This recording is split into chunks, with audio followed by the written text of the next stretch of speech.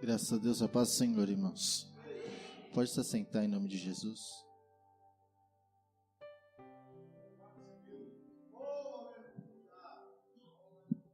Feliz Dia dos Pais para quem é pai. Amém? E também para as mães que são pais, para as vós que são pais, para as tias que são tias e também são pais, né? Porque pai não é aquele que faz, pai é aquele que cria, né? Tem muita pessoa que faz o filho, poucos são os que criam os filhos, né? O fato de você ter feito o seu filho não quer dizer que você é pai. Que a palavra pai vem da palavra paternidade. E a palavra paternidade significa aquele que apacenta. Olha só que lindo, né? E aquele que apacenta é aquele que cuida de perto. Amém? Então, se hoje você, pai, mãe, né, não deu um abraço no seu filho, não deu um beijo, né? Faça isso. E você, né, que é filho e tem o seu pai vivo e não ligou para ele ainda, até meia-noite dá tempo de falar: pai, te amo. Porque hoje, né, é o primeiro dia dos pais que eu passo longe do meu pai. E hoje eu não posso ligar para ele e falar: pai, te amo. Hoje eu não posso chegar no meu pai e falar: pai, estou passando por isso, por aquilo outro, me dá um conselho. Então você que tem o seu pai vivo ainda, valorize-nos. Porque meu pai me dizia uma coisa, ele falava assim, muitas vezes ele me puxava a orelha, me dava bronca, pastor Judéias. Pastor Judéias é pai, sabe? Ele falava assim: olha, hoje você não entende o que o pai está falando, mas quando o pai morrer, você vai dar valor para aquilo que eu te ensinei. Eu falava: que pai? A gente tem a impressão sempre que nosso pai e a nossa mãe vai ser eterno, não é verdade? A gente tem sempre essa impressão. E hoje eu entendo que tudo aquilo que ele me falava era verdade. E eu não quero me estender, até porque o horário não ajuda, mas eu queria trazer uma mensagem voltada ao Dia dos Pais. Nós temos essa grata e dura tarefa de ser pai, né? Não é fácil. Abra aí a sua Bíblia, Provérbios capítulo 22, verso 6.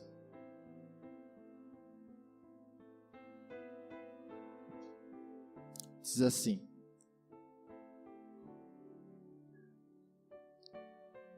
instrui o menino no caminho em que se deve andar, e até quando envelhecer, não se desviará dele.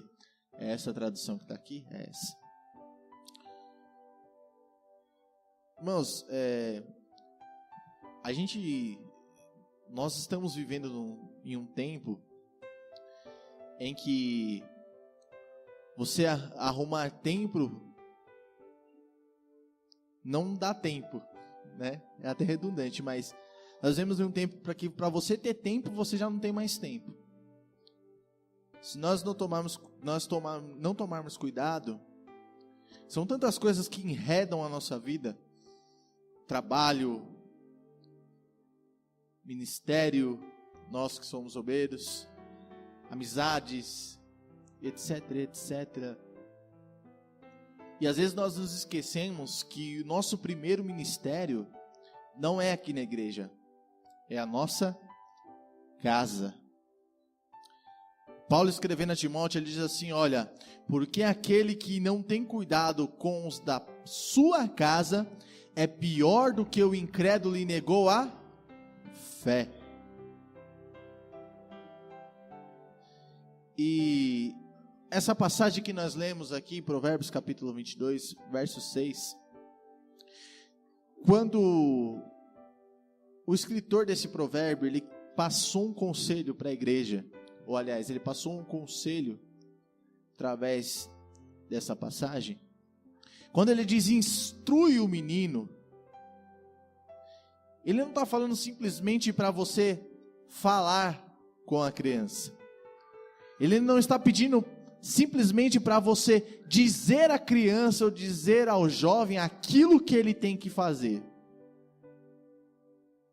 Porque tem muitos pais que falam assim, olha, faça o que eu digo e não faça o que eu... Só que o evangelho é diferente. Você não é exemplo por aquilo que você fala, você é exemplo por aquilo que você faz. Porque palavras até convencem, mas atitudes elas arrastam. E hoje eu sou pai, tenho duas bênçãos lá em casa. E eu entendi que quando a criança ela começa a crescer, pastor Gedeias, ela vira um espelhinho.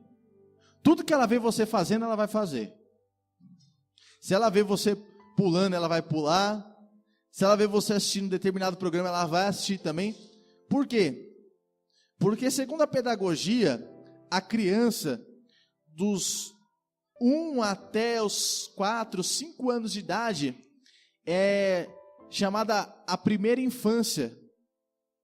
E segundo os pedagogos dizem que é nesse período em que a criança assimila a maior quantidade de conhecimento da vida dela. Ou seja, tudo que ela vai aprender vai ficar armazenado no seu subconsciente, é aprendido do seu 0 até os seus 5 anos. Então é ali que ela vai aprender o que é certo, é ali que ela vai aprender o que é errado, ali é que ela vai aprender o que é bom, o que é ruim, o que é ter medo, o que é sentir fome, o que é ter respeito. É nessa fase. E Salomão está dizendo para nós que é nessa fase que nós não devemos somente falar com os nossos filhos, mas também que nós devemos mostrar para os nossos filhos o que se deve fazer. Até porque Jesus, ele diz que nós não vamos ser julgados por aquilo que nós falamos, mas nós vamos ser julgados por aquilo que nós fazemos. E eu quero dar um tema a essa mensagem de hoje, e eu quero pregar sobre pais segundo a vontade de Deus. O que é ser um pai segundo a vontade de Deus? Se nós olharmos a Bíblia, nós olharmos as Escrituras, nós vamos encontrar diversos personagens que foram pais. Abraão, Isaac, Jacó, Davi, Salomão e etc. A Bíblia é recheada de personagens. Mas, como nós temos o dever de anunciar a Cristo, eu quero falar sobre um pai em especial. O pai de Jesus. Se tem uma pessoa que eu acredito que é modelo para nós, pais. Quando eu falo pais, eu me refiro no geral, é o pai de Jesus. Porque Jesus, ele foi modelo de filho. E se Jesus, ele foi um bom filho, é porque ele teve um bom pai. Jesus, ele é o exemplo de filho, obediente. Jesus era humilde. Jesus era amoroso. Jesus era temente a Deus. E da onde que ele aprendeu tudo isso? Tem muitas pessoas que vão falar, não, mas Jesus era Deus, então ele já nasceu assim. Jesus, ele era 100% Deus, e Jesus, ele era 100% homem. E como 100% homem, ele teve que passar pelos mesmos processos que nós tivemos que passar. Então, Jesus, ele teve um ministério de maior sucesso em toda a Bíblia Sagrada, foi o ministério de Jesus. Jesus se preparou 30 anos para trabalhar 3 anos e meio, e durante 3 anos e meio, ele conseguiu conquistar toda a região da Palestina. Jesus pregou o evangelho em toda a sua região que era conhecida, e o nome dele ficou marcado na história. Mas por que isso aconteceu com Jesus? Foi porque ele teve que alguém que o apoiou. Quando a Bíblia nos diz que nós devemos instruir os nossos filhos, quer dizer que nós devemos apostar nas suas qualidades. E a primeira característica que eu vejo em José, a primeira qualidade que eu vejo em José, era que José, ele apostou no seu filho. Ele investiu o seu tempo, investiu a sua vida, sacrificou a sua vida, para que o seu filho chegasse aonde ele não poderia chegar. Eu acredito que o prazer de todo pai, de toda mãe, é ver o seu filho melhor do que ele. Não é verdade? Você pode morar num barraco de 2 cômodos, andar de fusquinha velha, mas você quer ver o seu filho morando numa mansão e andando com o carro do ano. Não é? E o pai de Jesus era a mesma coisa. O pai de Jesus, ele investiu na carreira ministerial de Jesus. E como é que o pai de Jesus investiu na carreira ministerial de Jesus? Primeira qualidade de José. José, ele era temente a Deus. Mateus capítulo 1, verso 20. Em Mateus capítulo 2, do versículo 13 ao versículo 19. Vai falar que quando José, ele recebe a notícia de que Jesus nasceria, estava sendo gerado no ventre de Maria, que era prometida de José. E José, ele queria deixar Maria. A Bíblia vai dizer que o anjo do Senhor aparece a José num sonho e diz assim: olha, não intentas em deixá-la, porque o que nela está sendo gerado é fruto do Espírito Santo de Deus. Se José não fosse temente a Deus, se José não tivesse temor ao Senhor, ele teria abortado o projeto de Deus na vida da sua família. E o que é temer a Deus? Muitas pessoas acham que temer a Deus é você ter medo. Muitas pessoas falam assim: não vou fazer isso, porque senão Deus castiga. Não é assim que a gente foi ensinado? Menino, não faz isso, não fala isso, porque Deus castiga. Não é? Não faz aquilo porque Deus vai te castigar. Olha, se você tocar aqui, Deus vai fulminar, vai mandar um raio na sua cabeça e vai te fulminar. Sabe por quê? Porque os nossos pais cresceram com a ideologia de que Deus é um velhinho, de cabelo branco, de barba branca, sentado numa cadeira de balanço com um porrete desse tamanho, que quando você erra, ele vem e dá na sua cabeça. Não, mas Deus não é assim. Deus, ele também é pai. E Deus, além de pai, ele é pedagogo. José era temente a Deus. E temor ao Senhor não é você ter medo de Deus, é você ter amor ao Senhor. O primeiro mandamento que todo judeu tinha que decorar, tinha que saber de cor, era: amarás ao teu Deus sobre todas as coisas, de todo o teu coração, de toda a tua força, de todo o teu entendimento. E Jesus, ele amava a Deus sobre todas as coisas. Tudo que Jesus, ele ia fazer, ele priorizava primeiro Deus. E da onde que veio esse amor de Jesus por Deus? Foi de dentro da sua casa. Deixa eu perguntar para você: você está ensinando o seu filho a ter medo de Deus ou a amar a Deus? Os seus filhos têm visto, ou os nossos filhos têm visto em nós, um amor a Deus irresistível, que nós não resistimos em fazer a vontade de Deus? Ou os nossos filhos têm visto em nós medo de Deus?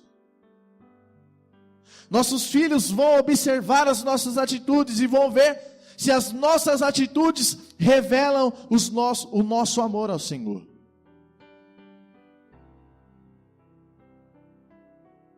Por muitas vezes, antes de me casar, eu levantava pelas madrugadas e eu via meu pai na beira do sofá orando. E nas orações dele, às vezes chorando, ele falava assim: Deus, abençoa o meu filho. E eu não era convertido ainda, irmãos. Ele falava assim: olha, faz dele um pregador do evangelho. Faz ele um homem de Deus. E hoje o pastor Eric está aqui. E vendo o meu pai, eu entendi o que é temor a Deus. É você amar a Deus sobre todas as coisas. Ser um pai temente a Deus é ter uma vida de oração, buscar sempre a vontade de Deus em tudo. Viver na presença de Deus é a melhor forma de um pai abençoar a sua família. Cutuca o seu irmão que está ao seu lado. Fala para ele, você. Fala para ele, você. Não, acorda ele, irmãos. Fala, você é sacerdote do seu lar. Você sabe o que é o dever de um sacerdote? O sacerdote, primeiro, ele tem o dever, não é escolha, é dever de ministrar a Deus. Antes de ministrar ao povo, o sacerdote tem que ministrar a Deus pela sua própria vida. Ou seja, você, homem e mulher de Deus, é o sacerdote da casa. E homens que aqui estão, vocês são os sacerdotes da sua casa. A Bíblia diz que Jó, ele levantava todos os dias e ia sacrificar a Deus pelos seus filhos. E a Bíblia diz que Jó era próspero. Sabe qual é o segredo da bênção de Deus no nosso lar? É nós tomarmos essa postura de sacerdote da nossa casa e dizer, aqui dentro da minha casa reina a presença de Deus. Fala para o seu irmão, seja um exemplo de temor a Deus. A Bíblia diz que o temor do Senhor é o princípio de toda a sabedoria. Provérbios capítulo 9, versículo 10. Sabe por que muitas vezes a gente que é pai se enfia os pés pelas mãos e não consegue prover? Porque o pai, o homem, a figura masculina, a figura paterna, ela tem essa obrigação de ser o provedor da casa. A mulher tem que enxergar no homem segurança e dizer, olha, o meu marido vai abençoar a minha casa. Sabe por que a gente, agora eu vou pegar pesado com a gente que é homem aqui, sabe por que muitas vezes as nossas esposas têm que puxar nossa orelha? É porque a gente ainda não está amando a Deus sobre todas as coisas. É porque a gente ainda não está priorizando totalmente ao Senhor. Não adianta, irmão, você chegar aqui na igreja, pular, rodar, seu crente Beyblade, sair rodando no meio da igreja, se você não for o provedor da sua casa.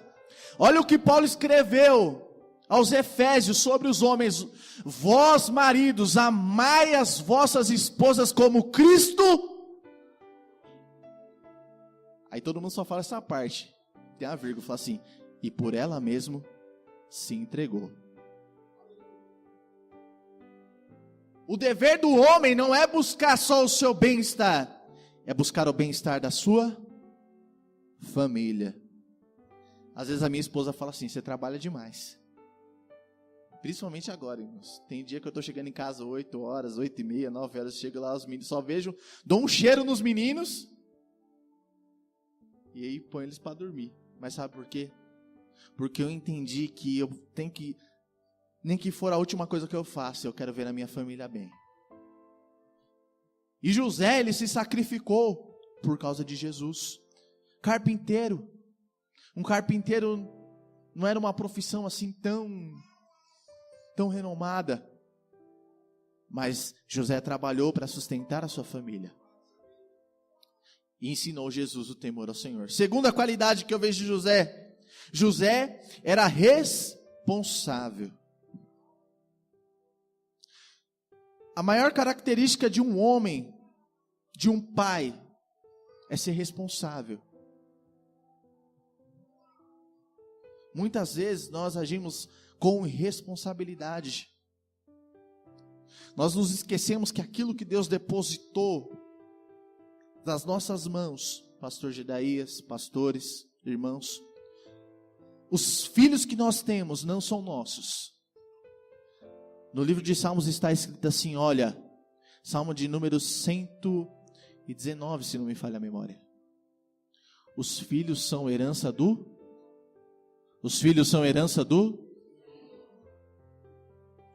Os nossos filhos não são nossos. Você deixa herança para quem? Para quem você ama. Deus te amou tanto que te deu herança. Deus me amou tanto que me deu 2. E se você tem uma herança de grande valor, o que você faz? Você deixa um pacote de R$1.000 jogado no meio da rua? Sim ou não? Sim ou não? Se você tiver um pacote de R$1.000, você vai guardar ele aonde? No lugar? Num lugar? O pai que é responsável, a mãe que é responsável, ele vai dar segurança para os seus filhos. Ele vai priorizar a segurança dos seus filhos, ele vai colocar os seus filhos, como diz a minha esposa, se eu pudesse eu colocava numa redoma de vidro. Para que a fragilidade da criança não fosse afetada por esse mundo tão mal.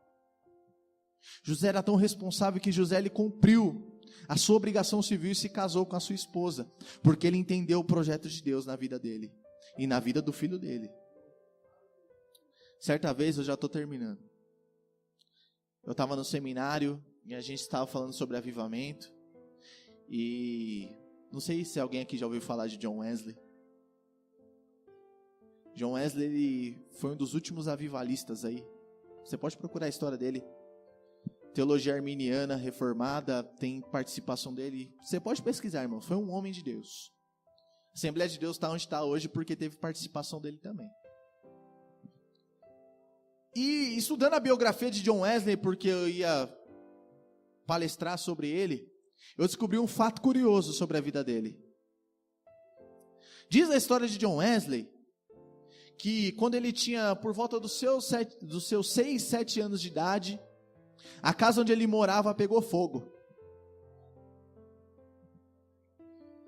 E Wesley estava dormindo no último quarto da sua casa. Presta atenção para você entender. E a mãe dele tirou o irmão dele para fora da sua casa e falou assim: onde que está o seu irmão? O irmão dele respondeu: Wesley está dormindo no último cômodo do quarto. E a casa estava pegando fogo. Você sabe o que a mãe de John Wesley fez? A mãe dele entrou dentro da casa, enfrentou o fogo, arriscou a própria vida e tirou o filho dele de dentro da casa dele. E mais tarde ela disse: eu tirei o meu filho, arrisquei a minha vida. Sabe por quê? Porque eu sei que Deus tem um projeto na vida dele. Agora eu vou apertar mais um pouquinho o parafuso ainda. Você sabia que o seu filho, o meu filho, os nossos filhos podem ser os próximos John Wesley? O meu filho pode ser o próximo Saulo de Tarso. O seu filho pode ser o próximo pregador que vai ganhar milhares de almas. Vai fazer o reino de Deus crescer. Mas como é que você tem enxergado seu filho? Como é que eu tenho enxergado o meu filho? Como é que nós temos enxergado os nossos filhos? O pai ele tem que ser responsável. Tem muitos pais que tentam compensar a sua falta de responsabilidade ou a sua falta de temor a Deus com presente. Ei, o seu filho não quer presente, o seu filho quer presença. Tem pessoas que têm tudo, mas não têm nada. São ricas aqui fora, mas são pobres aqui dentro. O seu coração é vazio. Fala para o seu irmão, seja um exemplo de responsabilidade. Fala para ele, seja um exemplo de pai responsável. Aleluia. Terceiro, José era obediente. Mateus capítulo 1, versículo 18 ao 25. A terceira característica marcante de José era a obediência que ele tinha com Deus. Por isso que ele foi chamado de justo. Obedeceu à lei, levando Jesus ao templo para ser circuncidado no 8º dia. Não havia coabitado com a sua noiva antes do casamento. Somente depois do nascimento de Jesus é que recebeu Maria como sua mulher. Quando o pai é obediente a Deus, os filhos são obedientes ao pai. Se o pai não obedecer à sua liderança, os filhos não saberão obedecê-lo.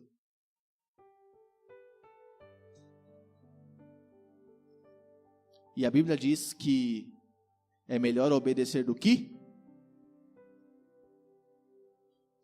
Não adianta, irmãos. Se você não obedecer, não for obediente a Deus, seus filhos nunca serão obedientes.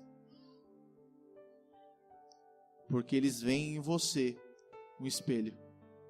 É por isso que o pai, que ele é obediente, como foi o pai de Jesus, ele preza por buscar a vontade de Deus, porque ele sabe que a vontade de Deus é boa, perfeita e agradável. Romanos 12:2. O pai sabe o que é melhor para o filho. E aqui vai outra dica para você. Não dê tudo que o seu filho quer. Dê tudo que o seu filho precisa. Sabe, irmãos, os nossos filhos podem crescer no meio de uma favela e serem príncipes de Deus, assim como eles podem crescer num Alphaville e serem verdadeiros filhos de Belial, como os filhos de Eli. O que vai determinar o futuro da tua casa não é o que você faz, mas é o que você é. Eli era sacerdote. Eli era dono do sacerdote, sumo sacerdote do tabernáculo. Mas os filhos de Eli, a Bíblia diz que faziam o que era mal aos olhos do Senhor. E você sabe que Flávio Josefo dizia que Eli, todos os dias na porta da tenda, ele sentava no seu banco. E os filhos de Eli se prostituíam com as mulheres na porta da tenda. E sabe o que Eli fazia? Nada. A pior coisa que um homem pode ter é ser omisso. Nós pais, podemos até errar por excesso, mas aqui vai uma dica para você: nunca erre por omissão. Nunca seja omisso, nunca seja omissa. Se precisar puxar a orelha do seu filho e falar assim: não é assim, é assim. Olha, o pai não quer que você faça assim, o pai quer que você faça assim. Puxe. Porque eu ouvi um vídeo no Facebook esses dias de um ator famoso dizendo que as palmadas da mãe dele salvaram a vida dele da morte. É melhor você dar uma palmada no bumbum do seu filho agora e ver ele chorar um pouquinho e chorar por dentro também, do que você chorar depois na fila de uma cadeia. Seja um exemplo de obediência, de temor e de responsabilidade. E José, o que aconteceu com ele? Ninguém sabe. A história não diz, mas alguns dizem que José morreu antes de Jesus. Mas José deixou um legado para a humanidade. E é isso que nós temos que deixar: legado. Hoje as pessoas olham para mim e falam assim: ó, lá vai o filho do café. As pessoas conhecem o meu pai, conheceram meu pai antes de se converter e conheceram meu pai depois de convertido. Fala assim: ó, lá vai o filho do café.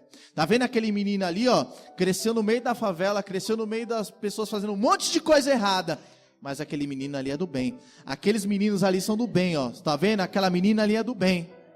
E hoje eu posso bater no peito e dizer: meu pai deixou um legado. E hoje eu aproveito o microfone e digo: não tenho meu pai. Mãe, eu te amo. Porque mesmo meu pai não estando aqui, você é o pai, meu pai e minha mãe.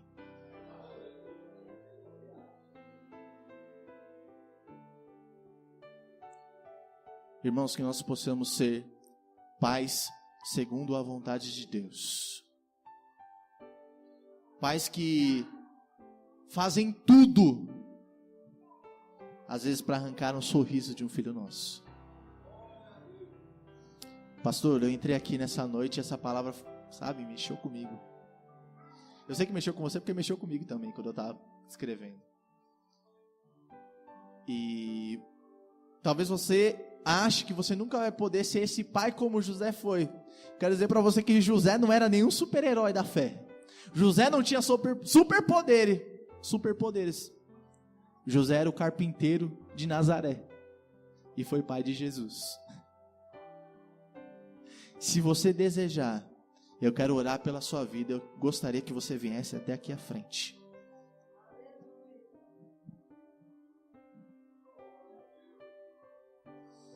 Aleluia.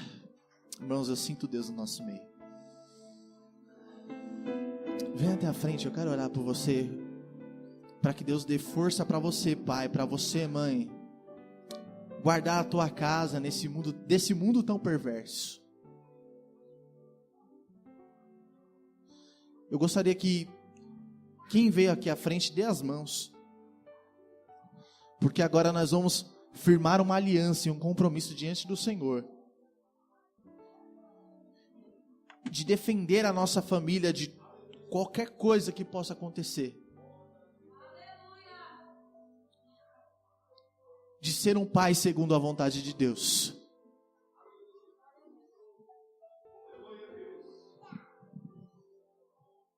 E eu reescrevi aqui um juramento, e eu queria que você repetisse comigo.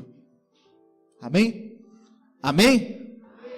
Diga assim: eu prometo zelar, cumprir todos os mandamentos, ser um provedor, ser responsável, ser temente a Deus, dar a minha vida pelos meus filhos. Diga assim: eu prometo ser um pai de amor, um pai obediente a Deus, para que a minha casa seja uma casa de bênção. Baixe sua cabeça, eu quero orar por você.